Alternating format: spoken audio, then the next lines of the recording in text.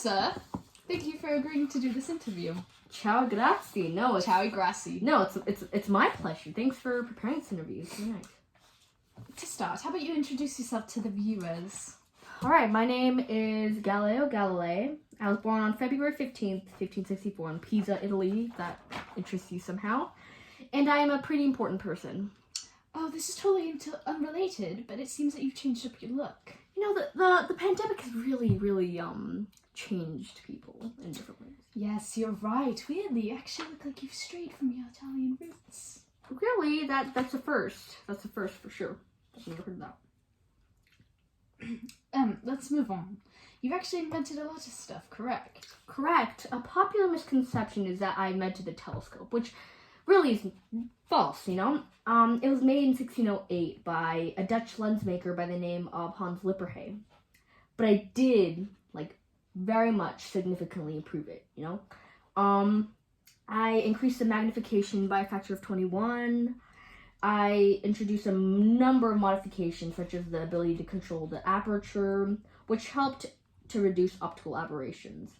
I also invented an early type of simple thermometer and constructed a hydrostatic balance for measuring small objects. You must be very intelligent and educated from the looks of it. You know, people call you the father of modern science. What education in schooling did you receive? I enrolled in 1580 at the University of Pisa for a medical degree. What?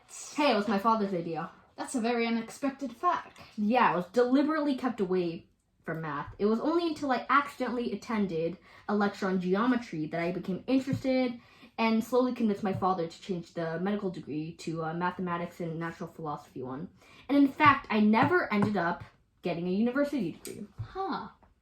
And another fun fact about me is that I had 3 children out of wedlock. Yeah, I never ended up getting married. You know, that sounded important. What were other important things in your life? A lot of important things happened. Would you mind if I gave a brief timeline of important events? No, I'm joking. Not at all. Please go ahead. Okay, in 1592, I moved to the University of Padua, where I taught geometry, mathematics. No, not mathematics. I meant mechanics, sorry, but I'm getting a bit old. And astronomy until 1610. During that time, I made many paramount contributions to science. Like what? With my developed telescope, I discovered many different stars in the Milky Way galaxy, which were unknown at the time. I discovered the phases of Venus and discovered that Jupiter had revolving moons that didn't revolve around Earth, which proved that the Earth, orbited around the sun and not the other way around. And I observed the moon's surface in 1609 and observed sunspots on the sun in 1613. I also conducted many experiments in which I developed the universal law of acceleration. Wait, what's so special about looking at the sun and moon? You dumb little girl. Well, you see, at the time, the widely accepted view of celestial body was from Aristotle. Aristotelian doctrine believed that the sun were perfect. They believed it was holy and perfect and smooth. And I disproved them by my observation of the sunspots and the rugged surface of the moon. It shattered the expectation of the holy, untouched perfections the sun and moon were thought to be. Oh, what about the belief that the Earth revolves around the sun? Isn't that common knowledge? The Catholic Church had all power back then. They didn't support the idea of a heliocentric or Copernican system. They believed it was heretic and against God. And here I was, openly supporting and spreading this idea. Yeah.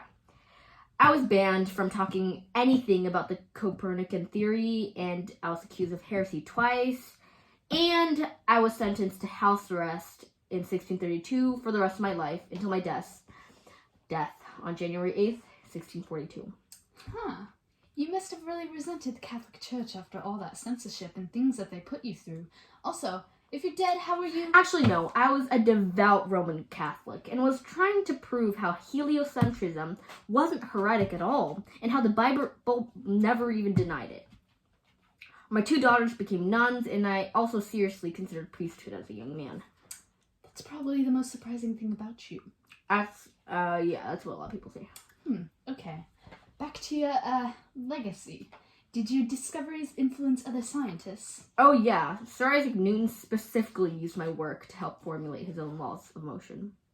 Since you did all this brilliant work, where did you get recognition?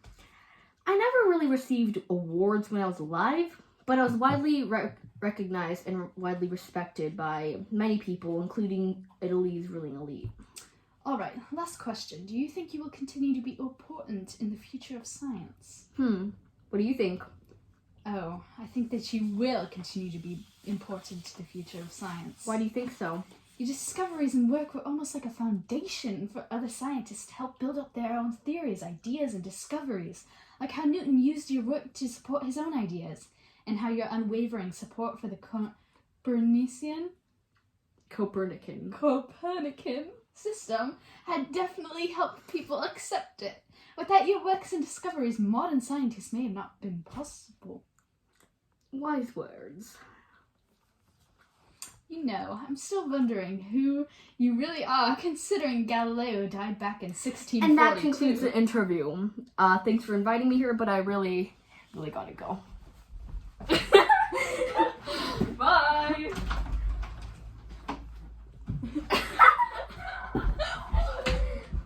Okay, wait. So that's take one. Let's do like a few more takes. Okay. Because we have time.